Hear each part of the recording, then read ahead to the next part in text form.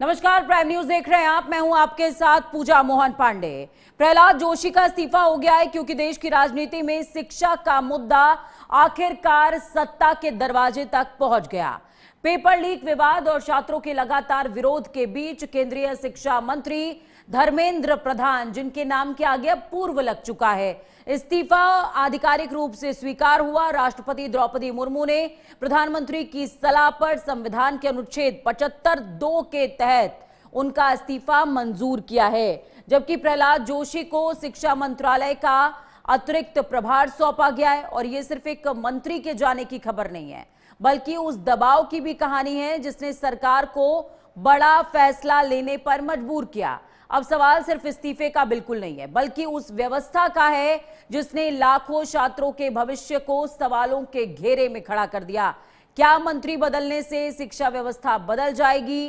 क्या paper leak पर स्थायी रोक लगेगी? और क्या देश के युवाओं का भरोसा फिर से लौट पाएगा? अब पूरे देश की नजर सरकार के अगले कदम पर है। हालांकि अगर प्रहलाद जोशी की बात की जाए, उन्होंने साफ तौर पर यह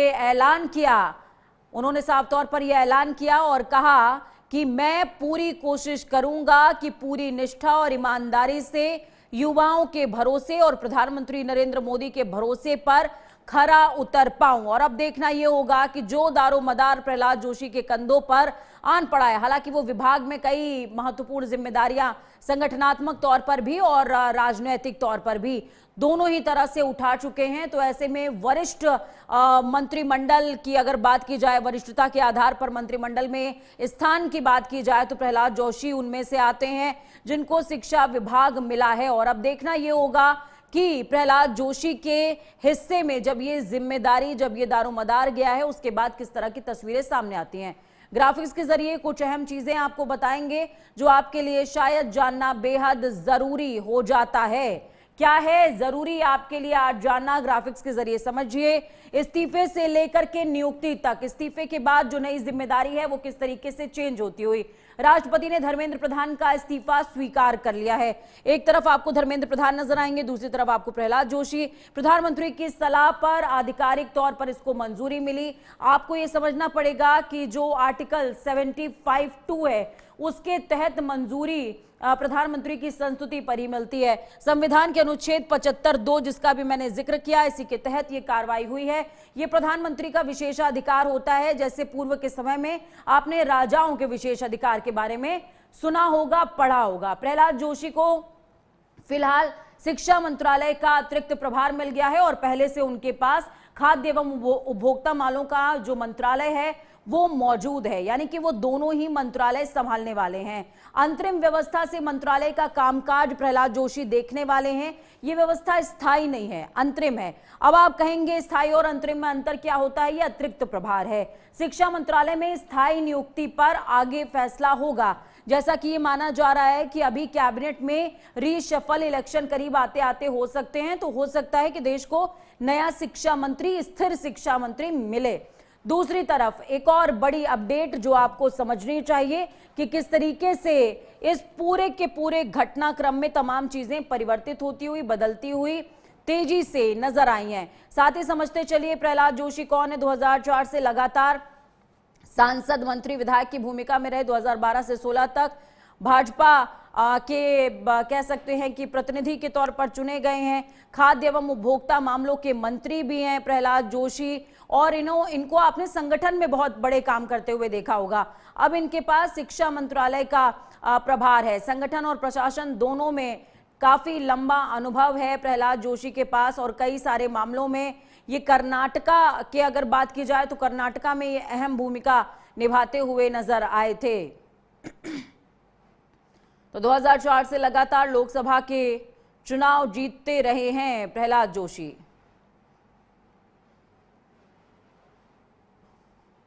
अब आते हैं अगले पार्ट पर। जंतर मंतर का जिक्र यहां पर बहुत जरूरी हो जाता है और यह समझना जरूरी हो जाता है कि प्रोटेस्ट हो गया, नियुक्ति हो गई, लेकिन उसके बाद क्या? जिस जंतर मंतर पर पिछले कई दिनों से छात्रों के भविष्य की लड़ाई जारी रही, वो अब सामान्य है। सीजेपी ने केंद्र सरकार के साथ हुई वार्ता के बाद अपना आंदोलन खत्म कर लिया है और यह त्वरित प्रभाव से समाप्त हुआ।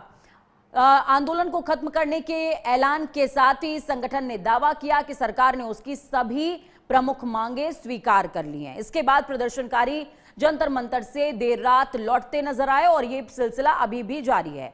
मेट्रो स्टेशन दोबारा से खुल गए हैं, इंटरनेट सेवाएं जंतर मंतर के आसपास के क्षेत्र में, वहां पर कहा जा रहा था कि 2.5 किलोमीटर का जो क्षेत्र है वहां पर इंटरनेट सेवाएं बंद थी, वो बहाल हो चुकी है। दिल्ली सामान्य होती नजर आ रही है। उधर केंद्रीय शिक्षा मंत्री धर्मेंद्र प्रधान के इस्तीफे के बाद सियासी बयानबाजी भी तेज है। कांग्रेस सांसद राहुल गांधी की बात की जाए या तमाम विपक्षियों की, वो इसे छात्रों और युवाओं की जीत बता रहे हैं।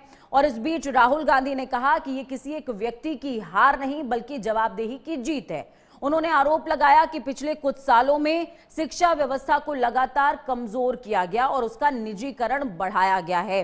अब सबसे बड़ा सवाल यही है कि क्या आंदोलन खत्म होने के साथ छात्रों की चिंताएं भी खत्म हो जाएंगी या फिर शिक्षा व्यवस्था में ऐसे ठोस सुधार होंगे जो भविष्य में पेपर लीक जैसे मामलों पर हमेशा के लिए रोक लगा सकें। आंदोलन खत्म हो गया है, दिल्ली सामान्य हो गई है। ग्राफिक्स के जरिए कुछ अहम चीजें आपको दिखाएंगे, बताएंगे, समझाने की कोशिश करेंगे।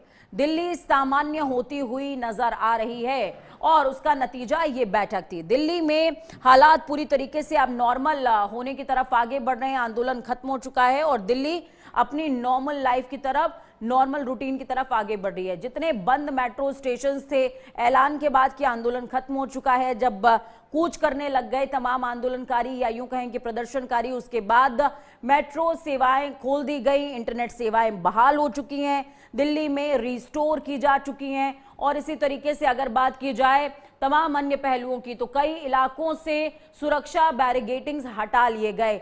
कल तक जो सुरक्षा और ज्यादा चाक चौबंद की जा रही थी, वहां से बैरिगेटिंग्स हटे हैं। यातायात और जनजीवन सामान्य पटरी पर लौटने लगा है। जो ट्रैफिक डाइवर्जन प्लान्स लागू किए गए थे, क्योंकि जंतर मंतर पर लगातार प्रदर्शन चल रहा था और ये लग रहा था कि किसी भी समय ये स्थिति जो है खराब हो सकती है, उस वजह से डाइवर्जन प्लान्स लागू थे।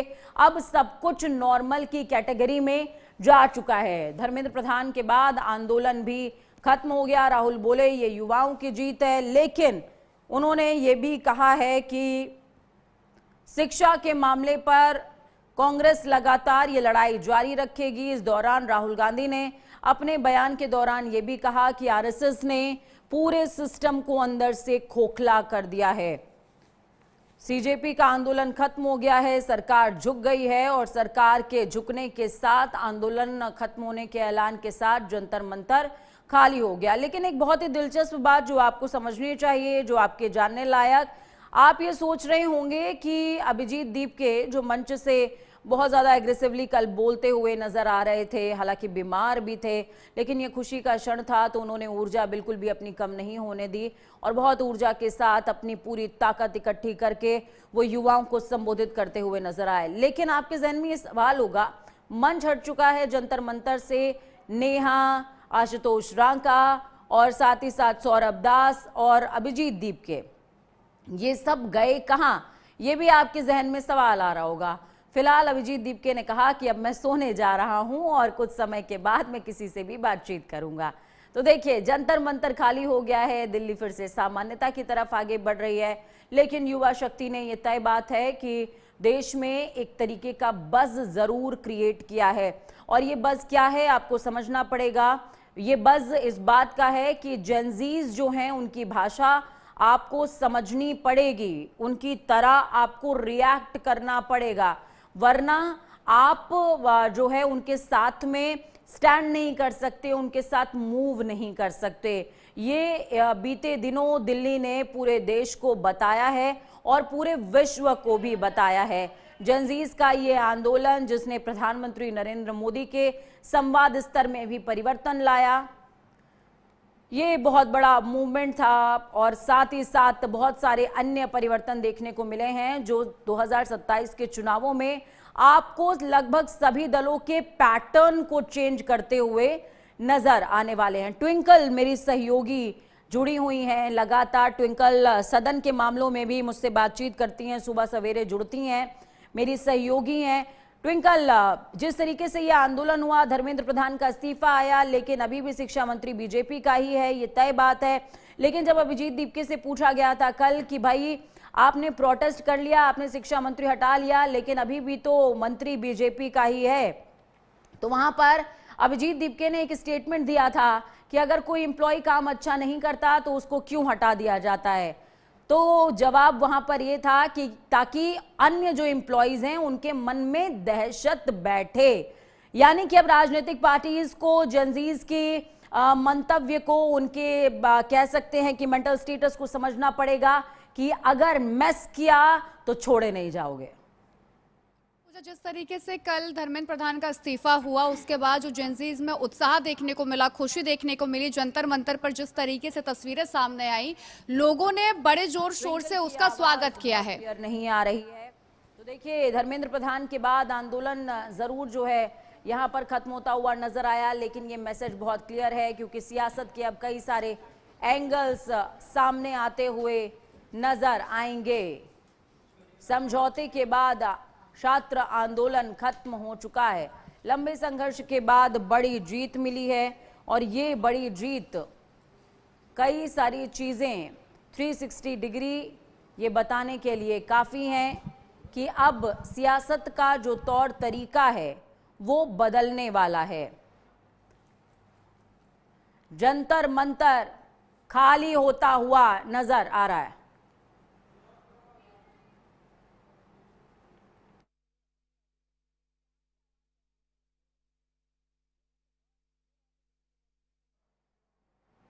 तो देखिए, जंतर मंतर से जिस तरीके से प्रदर्शनकारी लौट गए, ट्विंकल जुड़ी हुई हैं लगातार ग्राउंड जीरो से हमारे साथ में।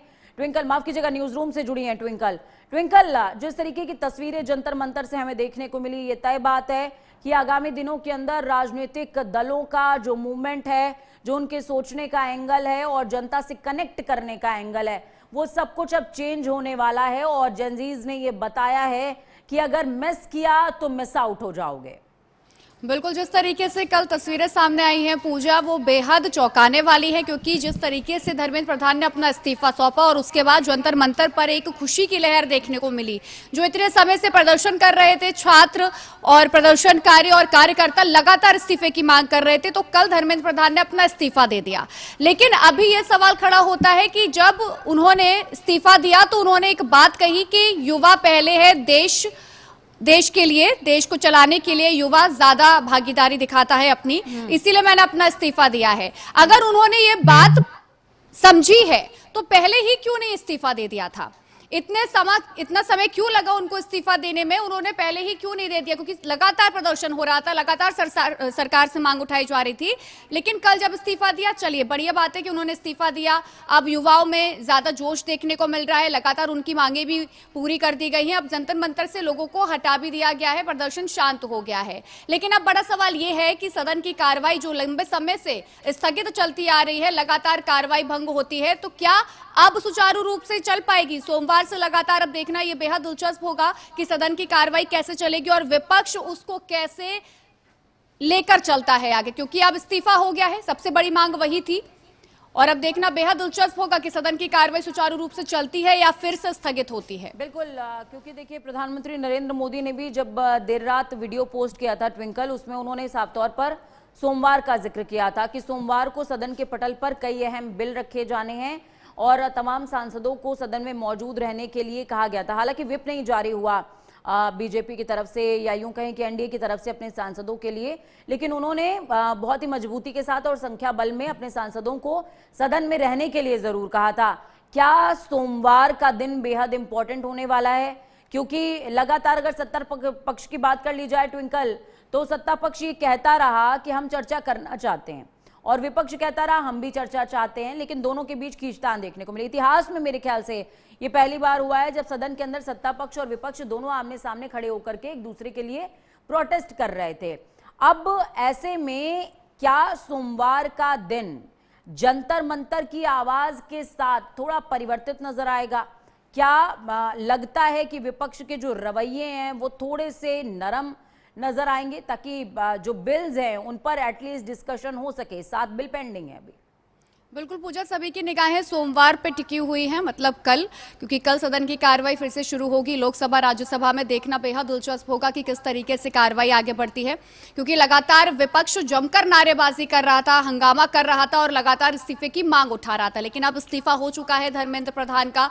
अब जो रास्ता साफ होता हुआ नजर आ रहा है कि अब सदन की कार्रवाई सुचारू रूप से चल पाएगी। लेकिन अभी भी कई मुद्दे हैं विपक्ष के पास जिस पर वो बातचीत करने के लिए, जिस पर वो सरकार से जवाब चाहता है, जवाबदेही तय करने की बात करते नजर आता है। क्योंकि जब प्रोटेस्टर्स पर लाठीचार्ज हुई उसमें कई लोग घायल हुए हैं, जो बच्चे आत्महत्या कर चुके हैं नीट पेपर लीक को लेकर, उनको मुआवजे की बात को लेकर भी विपक्ष सरकार को घेर सकता है। तो कई बड़े ऐसे मुद्दे हैं अभी विपक्ष के पास जो सरकार को घेरने के तौर पर और खड़े कर सकते हैं। ट्विंकल, देखिए मैं उन 5 पॉइंट्स का जिक्र करना चाहती हूं जो कि एजुकेशन पॉलिसी, एजुकेशन सिस्टम को पूरी तरीके से रिफॉर्म करने के लिए सौरभ दास और आशुतोष रांका ने वो लेआउट पूरा जेपी नड्डा को दिया था, जिसका जिक्र उन्होंने जो बाद में कंबाइंड पीसी हुई उसमें भी किया। और उन्होंने कहा कि हम 1 महीने के अंदर चीज़ों को फिगर आउट करेंगे और कितना ज़्यादा इम्प्लीमेंटेशन हो सकता है उस पर भी हम रिसर्च करने के साथ में, और साथ में जो ये प्रतिनिधि हैं इनके साथ में भी बातचीत करेंगे कि कैसे इसको इम्प्लीमेंट किया जा सकता है और बेहतर तरीके से उस पर हम बातचीत करने वाले। क्या लगता है कि गवर्नमेंट ने उस टाइम पे सिर्फ प्रोटेस्ट खत्म करने के लिए ये अपना पहलू रख दिया या वाकई उस पर कुछ काम होने वाला है? हालांकि मंडे के अलावा जो ट्यूसडे आएगा, मंगलवार का दिन आएगा, मंगलवार को एक ड्राफ्ट गवर्नमेंट की साइड से सीजेपी के उन तमाम जो प्रवक्ता हैं उनको हैंडओवर करने के लिए कहा गया है। तो देखिए, सरकार को जो मांगे दी गई हैं सीजेपी द्वारा वो माननी पड़ेगी, क्योंकि अगर उन्होंने नहीं मानी तो हो सकता है कि आने वाले समय में फिर से सीजेपी धरने प्रदर्शन पर बैठ जाए। क्योंकि जिस तरीके से वो टिका नजर आया है जंतर मंतर पर, लगातार आवाज बुलंद करते नजर आया है युवाओं की, तो उनको बिल्कुल भी लाइटली तो सरकार इस बार लेगी नहीं। क्योंकि जिस तरीके से 12 सालों में ऐसे इस्तीफा हुआ है, पहली बार सरकार को हिलाकर रख दिया है यूथ ने, जेनजी ने, तो सरकार बिल्कुल भी सीजेपी को और यूथ को इस समय अंडर एस्टिमेट नहीं कर सकती। जेनजीज ने ये जरूर कह सकते हैं कि सियासत में एक माइलस्टोन क्रिएट किया और बताया कि अब जो आवाज है, जो चीजें हैं वो लगभग पुराने पैटर्न से तो नहीं चलने वाली, उसके लिए आपको नए इंप्लीमेंटेशंस करने पड़ेंगे और आपकी जो वर्क स्ट्रैटेजी है वो भी आपको चेंज करना पड़ेगा। देश में वो पुराना रवैया और पुराना ढर्रा बिल्कुल नहीं चलने वाला। बहुत शुक्रिया हमारे साथ जुड़ने के लिए, अहम जानकारी साझा करने के लिए ट्विंकल। इस बीच बड़ी अपडेट तमाम दर्शकों के साथ में साझा कर दें। कल लोकसभा में पेश होगा एंटी पेपर लीक संशोधन बिल। केंद्रीय मंत्री डॉक्टर जितेंद्र सिंह संसद में पेश करेंगे यह बिल। 2024 के एंटी चीटिंग एक्ट में बड़े चेंजेस होने वाले हैं। पेपर लीक संशोधन बिल में कड़े प्रावधान किए गए हैं। परीक्षा धांधली पर लगाम लगने वाली है, सख्त होगी सजा भी। ये बड़ी अपडेट आपको बता रहे हैं, बेहद बड़ी खबर है ये। हालांकि ये बात आप समझते चलिए कि कैबिनेट की मीटिंग जिस दिन प्रधानमंत्री नरेंद्र मोदी ने पहली बार इंस्टाग्राम पर रील पोस्ट करी थी, उसके बाद नेक्स्ट डे जो मीटिंग हुई थी, नेक्स्ट डे की मीटिंग में ही मंजूरी मिल गई थी पेपर लीक संशोधन बिल को। मंजूरी मिलने के बाद अब सदन के पटल पर रखा जाएगा और उन संशोधन को पूर्ण बहुमत के साथ में इम्प्लीमेंट कराने के लिए बातचीत भी होने वाली है। यानी कि सरकार अपने ट्यूसडे के काम के लिए मंडे से ही कह सकते हैं कि काम करती हुई नजर आएगी।